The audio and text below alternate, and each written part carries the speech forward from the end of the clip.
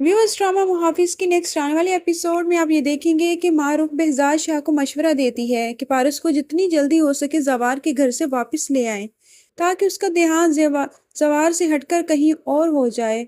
मारूफ और behzad अब अच्छी तरह जान चुके हैं कि जवार के घर वाले बचपन की मंगनी को नहीं तोड़ेंगे।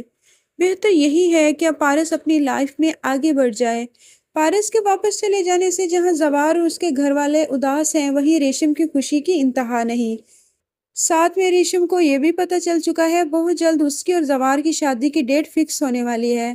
पारस वापस कराची जा चुकी है, लेकिन अभी उसके सर से वहाब दुरानी का खतरा टला नहीं। वहाब दुरानी एक बार फिर पारस पर अटैक करेगा और इस बार मुखबरी करने वाला नदीम का बेटा आफताब होगा। जब आफताब और उसकी माँ को पता चलेगा कि पारस तो जिंदा है, पारस की मौत तो सिर्फ एक ड्रामा था, दोनों माँ बेटे की सारी मंसूबाबंदी खाक में मिल जाएगी।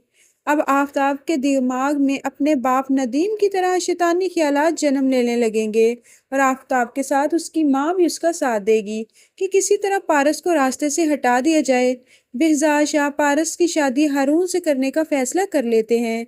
शहीन और आफताब को behzad शाह के इस फैसले की खबर हो जाती है, इसलिए वो पारस और इस बार behzad शाह को ही रास्ते से हटाने का फैसला कर लेते हैं।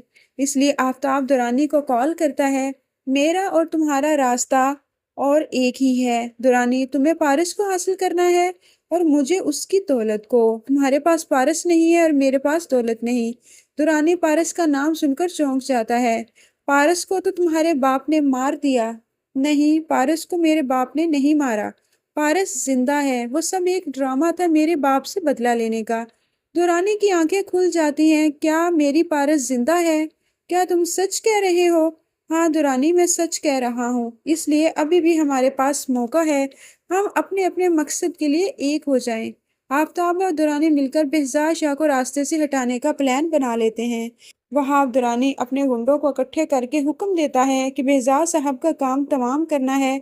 इस बार कोई गलती कोताही बर्दाश्त नहीं करूंगा।